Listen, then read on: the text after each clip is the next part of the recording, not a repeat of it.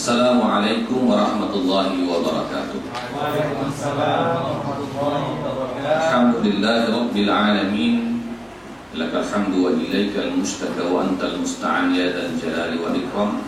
Allahumma shalli wa sallim wa barik wa an'im ala sayyidil mursalin Muhammad sallallahu alaihi wasallam wa ala alihi wa sahbihi ajma'in. Amma ba'd. Alhamdulillah yang sama-sama kita hormati para direktur, manajemen, dan juga khususan Ustaz Fadli, Ustaz Ridho dari BPI, dan jamaah sholat zuhur musalla syuhada di rumah sakit ibu dan anak Zainab yang dirahmati Allah Subhanahu wa taala.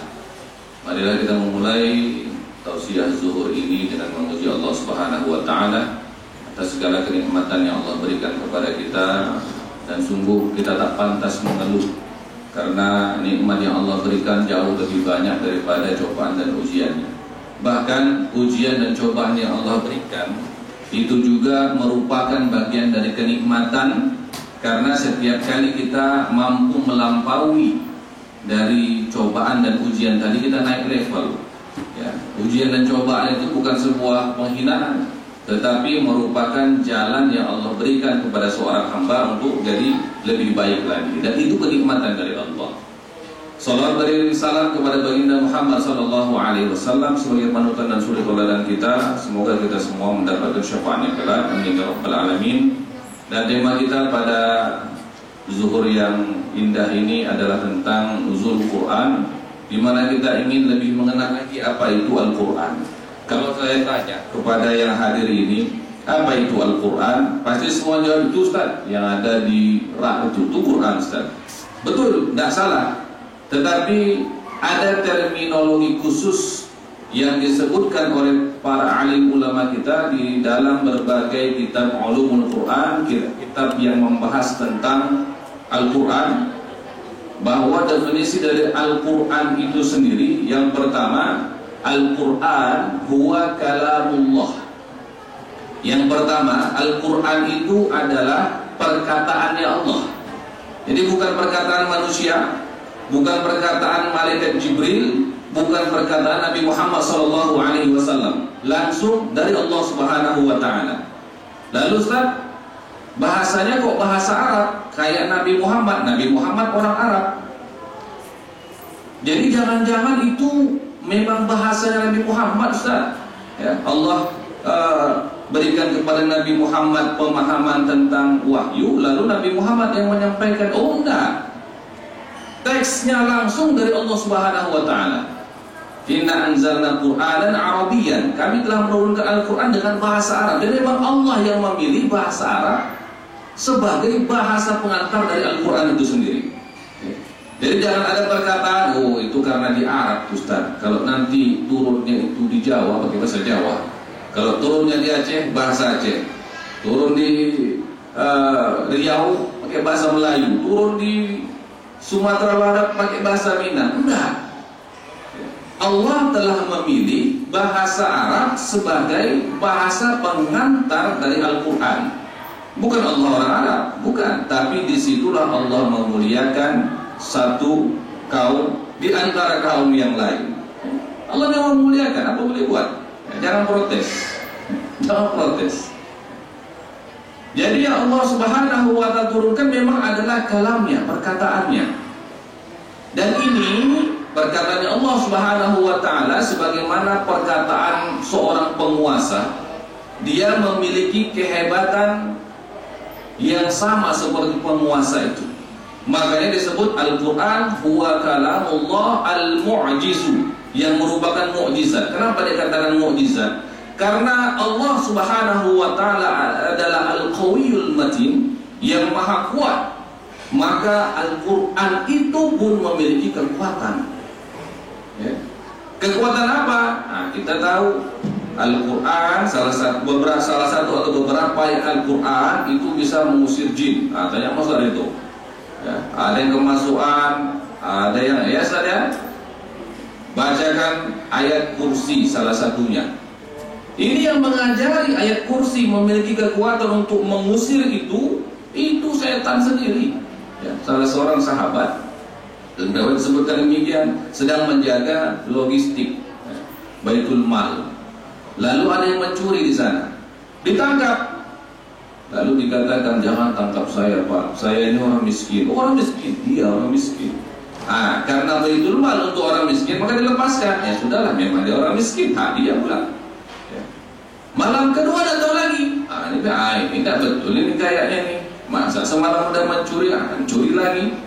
Ditangkap. Dia bilang, aduh mohon tak tolong Pak, lepaskan saya Pak, saya orang miskin Pak. Kasihan anak saya, kasihan keluarga saya. Miskin Pak. Dilepaskan, karena itu Baitul Mal.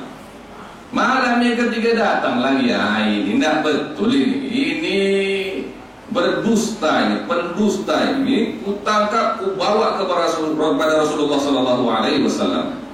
Ditangkap. Tolong Pak, lepaskan saya Pak, tolong Pak. Enggak, pokoknya indah 3 kali udah. Kubawa kepada Rasulullah. Jangan Pak, jangan. Enggak, pokoknya dibawa. Akhirnya nego dia. Beginilah, saya kasihkan satu rahasia, yang mana kalau nanti dibaca ini, diamalkan ini, terhindar, terbebas dari godaan setan. Benar, sumpah demi Allah. Wah, kalau dia kata demi Allah, sahabat percaya kan? Apa amalannya? Baca ayat kursi, itu dia. Lalu ketika pagi harinya, Rasulullah kan tidak ada di situ waktu itu. Tapi Rasulullah tanya, apa yang dilakukan orang yang kamu tangkap dari malam? Oh, baru ingat dia. Iya, ya Rasulullah, kayak gini kejadian. Ceritakan dulu kronologinya, biar gak dituduh dia menyelundupkan harta Baitul Mal pula kan. Ceritakan begini ya Rasulullah. Lalu tadi malam dia mengatakan ada satu amalan yang bisa membebaskan saya dari setan. Apa itu? Membaca ayat kursi. Maka Rasulullah mengatakan, yang dikatakannya benar walaupun dia itu adalah pendusta. Itu. Jadi siapa yang memberitahu? Setan sendiri sebenarnya. Itu. Sebagaimana Allah Subhanahu wa taala itu maha kuat, kalamnya juga sama kuatnya. Karena kalam Allah. Sebagaimana Allah Subhanahu wa taala adalah Syafi, yang maha memberikan kesembuhan. Maka di dalam Al-Quran juga ada ayat-ayat kesembuhan, bukan dawa ya, syifa, ayat syifa ya, ayat syifa. Wa nunazzilu minal Qur'ani ma huwa syifaa'un wa rahmatun lil mu'minin. Ya kan, diturunkan Al-Quran sebagai syifa, kesembuhan, bukan obat. Nanti jangan pula dibilang, oh ini ada kesembuhan, diambillah Quran itu, direbus dia, diminum. Wah, ini salah. Nggak ada yang begitu. Ya, beda dalam bahasa Arab, ada namanya dawa, ada namanya syifa. Dawa itu obat, yang diresepkan lah, ya, yang diresepkan. Itu namanya dawa. Tapi apakah setiap dawa, setiap obat bisa menyembuhkan? Oh enggak, ya kan? Terbukti enggak? Diagnosanya sama, resepnya sama, belum tentu satu sembuh satu enggak, ya kan? Al-Quran syifa, ya, penyembuh, kesembuhan. Nah, di dalam Al-Quran itu ada ayat syifa, ada ayat-ayat penyembuhan, ya, 7 ayat kesembuhan itu ada dalam Al-Quran. Ya, Syekh Wahbah Zuhaili telah memberikan ijazahnya kepada kami waktu itu ketika kami bersama-sama beliau. Beliau mengijazahkan 7 ayat syifa, 7 ayat kesembuhan. Tapi tidak sekarang kita bahas, kapan-kapan lah nanti. Ya, kaji khusus itu kaji khusus. Ya. Nah, apa buktinya? Nah, saya seingat saya tahun 2014 itu Masjid Raya Pasar Bawah itu kan mendatangkan syekh-syekh dari luar. Ya. 2014 saya kebetulan penerjemah di sana. Itu ada yang satu dari Suriah, satu dari Palestina atau Jordania waktu itu. Datanglah kedua Masjid Raya waktu itu. Dia minta, Ustaz, tolonglah Ustaz, bawanya air, ya, satu aqua, satu botol, yang 1,5 liter itu. Tolong mintakan kepada syekh-syekh kita untuk dibacakan ayat-ayat kesembuhan. Untuk siapa Pak? Untuk saudara saya. Oh baik, ya, saya ambil, saya minta kepada para masyayikh itu, Syekh, kita bacakan doa ayat-ayat kesembuhan di botol ini. Yang kami lakukan, kami bertiga buka botolnya, lalu kita bacakan ayat-ayat Al-Quran, dengan niat sebagai kesembuhan. Setelah kami bacakan, kami kasih kembali kepada ketua tadi di bawah. Itu tidak selesai seminggu sebelum Lebaran itu. Habis itu kami tidak tahu lagi tentang apa yang terjadi setelah itu. Setelah Lebaran, ketua itu dah, Ustaz, ada kabar gembira, Ustaz. Apa itu? Saudara saya yang kena kanker itu, Ustaz, mau dioperasi waktu itu, Ustaz, tapi tidak bisa karena kankernya ganas. Ya, kanker lagi ganas-ganasnya, tidak bisa dioperasi. Dia harus settle dulu kankernya itu, baru bisa dilaksanakan tindakan operasi, kan begitu.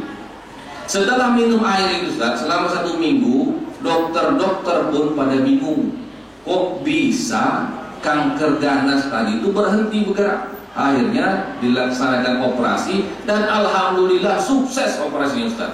Subhanallah. Itu kejadian saya lihat sendiri. Subhanallah. Jadi kalau dikatakan Al-Quran memiliki mukjizat, benar, karena dia adalah kalamullah, perkataan Allah. Allah yang maha memberikan kesembuhan, maka kalamnya juga memiliki kesembuhan. Nah, ini panjang kajiannya, tapi kita persingkat saja, tidak usah panjang sekali. Kalamullah al-mu'jizu, ya, memiliki mukjizat. Al-munazzalu, yang diturunkan ala Nabi sallallahu alaihi wasallam, kepada Nabi Muhammad sallallahu alaihi wasallam, biwasitati Jibril, dengan perantaraan malaikat Jibril. Nah, ini yang nanti akan membedakan antara Al-Quran dengan hadis qudsi. Pernah dengar hadis qudsi? Hadis qudsi itu adalah firman Allah, tetapi tidak melalui perantaraan malaikat Jibril, langsung ke dalam hati Rasulullah. Salah satunya itu terkait dengan masalah puasa bulan, ya.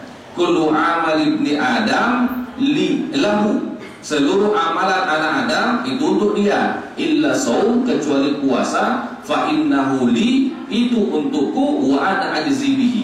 Itu hadis, bukan Quran, tapi kata-kata itu kata-kata Allah, tidak melalui malaikat Jibril. Itu namanya hadis qudsi. Kalau yang di Al-Quran semua melalui perantara malaikat Jibril, artinya ada protokolnya di sana. Nah, itu makanya resmi, ya. Itu. Kemudian al-muta'abbadu bitilawatihi, mendapatkan pahala, dikatakan sebagai sebuah ibadah ketika kita membacanya. Ini juga yang membedakan Al-Quran dengan hadis qudsi. Kita tidak dapat pahala baca hadis, jangan salah, ya. Ada Sahih Bukhari, ada Sahih Muslim, ya, ada Musnad Ahmad, ada riwayat Nasai, Tirmizi. Kita baca, tidak dapat pahala, tidak ada pahalanya. Tapi kalau Al-Quran, 1 ayat kita baca, dapat kita 10 pahala, ya. Dan alif lam mim itu bukan 1 ayat, bukan 1 kata, tetapi alif 1 huruf, lam 1 huruf, mim 1 huruf. Makanya pahalanya luar biasa, ya. Nah, al-mabdu'u bi suratil Fatihah, dimulai dari surah Al-Fatihah. Wal makhtumu bi suratin Nas, dimulai dari surah Al-Fatihah, ditutup dengan surah An-Nas. Itu di Al-Quran semuanya. Lain daripada itu, mana tahu nanti ada pula yang mengatakan, Ustaz, kami menemukan ada Quran baru, Ustaz, ditemukan ini riwayat dari Aisyah radhiyallahu anha begini begitu. Al-Quran yang sudah ada sama kita, itulah Quran. Di luar daripada itu bukan Al-Quran, ya. Nah, kemudian ada yang ingin bertanya lagi, mungkin Al-Quran itu kalau kita buka di HP, bagaimana nanti hukumnya? Apakah jadi Quran juga? Karena yang kita kenal Al-Quran itu kan yang ada di mushaf itu kan. Apakah ketika kalau kita install aplikasi di HP, otomatis HP kita jadi Quran? Atau gimana? Ya. Saya pernah bertanya ini kepada Syekh Alauddin Az-Za'tari, Ketua Dewan Fatwa dari Suriah, ya. Dan kita masih terus sering ngaji sama beliau di luar Ramadan. Beliau mengatakan, kapanpun suatu benda dituliskan atau ada di atasnya ayat-ayat Al-Quran, maka dia memiliki hukum yang sama seperti mushaf Al-Quran. Kalau HP kita install aplikasi Quran, ketika kita buka aplikasinya, di saat itu dia menjadi hukumnya hukum Al-Quran. Tutup lagi, hilang hukumnya. Sama seperti kertas, ketika ditulis ya, ayat Al-Quran, maka dia menjadi mushaf Al-Quran. Tidak boleh dibawa ke kamar mandi. Tapi kita hapus tulisannya pakai air, terhapus dia, luntur tintanya, hilanglah hukum Al-Quran daripada kertas tersebut ya. Nah, ini jawaban yang menjadi kias dari HP. Maka HP kita itu, ayolah kita jadikan sebagai salah satu wasilah atau jalan atau alat mendekatkan diri kita kepada Allah. Install aplikasi Al-Quran. Jangan kita banyak aplikasi yang lain, Al-Quran tidak ada ya. Nah, ini disaksikan ini muslim atau tidak muslim. Kalau zaman dulu kita agak ribet sedikit. Al-Quran ya biasa kita pakai Quran kecil kan, masuk di sini Quran kecil, mau sholat, mau ke kamar mandi, mau wudhu, letak dulu. Habis wudhu lupa sholat, habis sholat pulang, udah sampai rumah baru ingat, astagfirullahaladzim, tinggal Quran di masjid sana ya. Mau balik udah jauh, besok lupa, besok lupa, besok lupa. Akhirnya apa? Nah, dibaca-baca di Qurannya. Sekarang kita ada kemudahan, HP kita nggak akan tinggal tuh HP itu. Udah pergi dari rumah, mau ke kantor, tengah jalan HP tinggal, balik.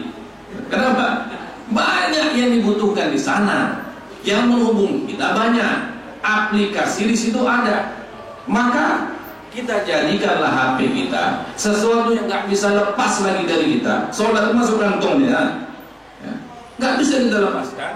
Kita jadikan wasilah, kita jadikan sarana, alat untuk mendekatkan diri kita kepada Allah. Install aplikasi Quran. Mau sholat, nunggu azan, buka. Satu halaman saja baca. Tak satu ayat pun jadilah.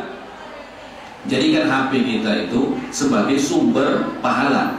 Jangan dosa. Tengok di situ, tengok YouTube, ya. Tengok TikTok, ada TikTok lagi, ya, yang tak apa-apa di situ, dosa. Ya. Tapi susah kita menghindarinya kan? Nah, maka ingat, ya, wa'atbi'i sayyi'atal hasanata tamhuha, dan ikutkanlah perbuatan dosa dengan perbuatan baik, maka itu akan menghapusnya. Kita banyak dosa melalui HP. Jujur sajalah, ya, jujur sajalah.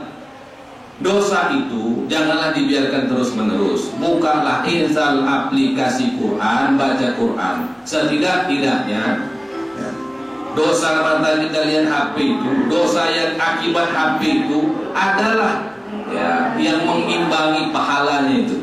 Ya.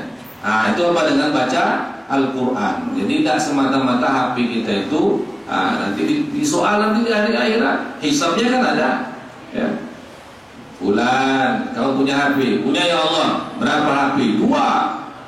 Kau apakan HP itu? Oh, banyak ya Allah, WA, TikTok, ya. Hisabnya berat itu ya. Untuk apa kau gunakan? Ada ya Allah, ada, memang ada ya Allah, ada YouTube, ada WA, TikTok pun kadang-kadang ya Allah. Tapi ada Quran ya Allah, ada Quran, ada Quran. Ku baca ya Allah. Mau masuk sholat, ku baca ya Allah. Setidak-tidaknya itu meringankan ya. Jadi mudah-mudahan kita ingin gunakan segala nikmat tadi ya, itu kan nikmat, itu HP itu kan nikmat ya, untuk mendekatkan diri kita kepada Allah Subhanahu wa taala, dan itu merupakan inti dari kajian kita zuhur ini. Panjang kajiannya, kesimpulannya satu, HP install aplikasi Quran, baca Quran itu setiap waktu dan keadaan. Wallahu a'lam bishawab. Terima kasih banyak atas perhatiannya. Subhanallah wa bihamdika, asyhadu an la ilaha illa anta, astaghfiruka wa atubu ilaik. Assalamualaikum warahmatullahi wabarakatuh. Waalaikumsalam.